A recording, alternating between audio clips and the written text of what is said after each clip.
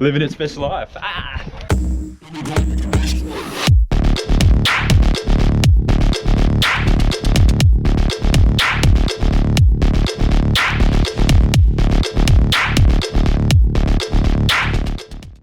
Hey guys, it's John from Oz General Store.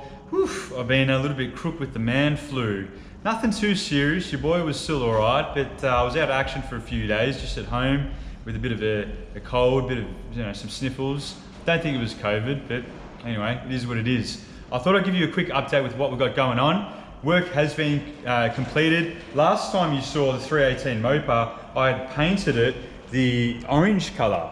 Orange sort of Mopar colour, and we had issues with the manifold, which we actually drilled out, and then we've started to put all of our Chinese parts back on it. We've got nice Edelbrock rocket covers, we've got some pacemaker extractors, so this thing's getting pretty close to being fired. We basically need to mount the carby. I need to put the bell housing on with the flex plate, and I need to then chase up a starter. So the thing is that we've got a bell housing from a truck motor. It's a 318 truck motor. I just got to get my head around what starter motor I need and what flex plate to get it all going. I don't want to spend $1 million. I'm looking for stuff secondhand. So if you guys know, help me out. Let's move on and update you on the XE. So, you know that I was wrenching on this thing and we got it running. It sounds pretty good, and we took it on its maiden voyage, which was a lot of fun. We've got the indicators working. I've given it to my mechanic for a few of the odd jobs and stuff that I didn't want to do, so perhaps let's go through some of the stuff that he's done. So there was a few expensive items. Unfortunately, you would have remembered that the power steering was whinging. It was making all sorts of bad noises, so we actually got that recode, which was expensive. It was about $550 to get that reconditioned, unfortunately. We did the trailing arm pair, the bushes on the sway bar link, which is all easy stuff. We did a new idler arm, wheel cylinder, a couple brake hoses, brake pads. So we've got to bed the brakes in. Brake cable, because it was very, very loose. Ball joint, boot seal, and there was a problem with the center console. Actually, what happened with this car was the reason why the indicators weren't working was they had actually snipped a part of the loom where it actually was connected onto. So my mechanic knew a guy, and we robbed another car that was being wrecked, and then we've put in a new sort of center console. I'm not going to show that today because we're going to leave that for a separate episode where we go through everything. We're going to road test it. There's still some things left to do just to tidy it up a little bit. One is just I need to get a rear view mirror. That's easy to do. And I need to tidy it up just a little bit before roadworthy. Just come around here, don't mind the carpet. You can see there's no parcel shelf there. It hasn't been cut or anything like that, but for whatever reason it's gone missing. So we'll probably cut some out of MDF. And depending on how my sewing skills go, maybe I'll sew one up or something, I'm not quite sure. So for about a month, I've been really busy under the pump manufacturing bits and pieces. I really want to get this area here sorted like a proper workshop. It's going to really, really help us out, sort of thing. But besides that, last night I was wrenching away on the Torana. I'm about probably 2 or 3 days late with delivering it to my painter. And that's going to be a fantastic episode. Maybe we'll pop down to his place, and he's busy setting up his new shop. He was one of the guys that I was sort of referring to when I was talking about paint and panel. Hiring a spray booth, setting up his own business, pumping through cars. He's the bloke that I was referring to, so I'm really, really proud of him that he's able to achieve setting up his own shop, and it'd be really good for you guys to see how he did it. So we'll get around to that in a new episode or something like that. But anyway, so the footage we're going to roll for you is me gutting the Torana late last night at probably about 11:30 at night, sort of thing. What did I do? I pulled off the front bumper, got rid of the rubber side bits that were stuck on, pulled off the grille and the where the lights are, that little cover around there, and then I pulled the front and rear windscreen. So the things that I got left are the back of the car. I've got to pull that rear bumper. I've got to pull the glass in all of the doors, sort of thing. And besides that, then it's really time to give it to him. So hope you enjoy the footage. Cheers.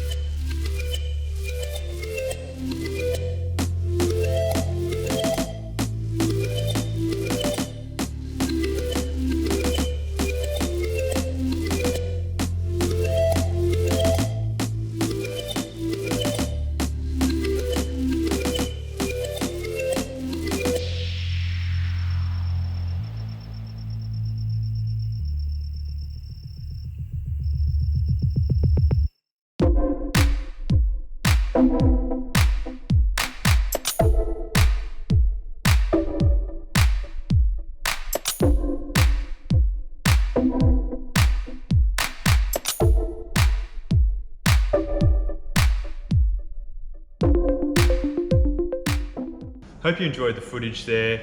You know, it's a lot of fun pulling it apart. Hopefully it'll be the last time, because I've pulled that car apart so many times now, it's ridiculous. But I've got to pull the side windows. I've never done that before, so if you've got any tips for me, please leave them below.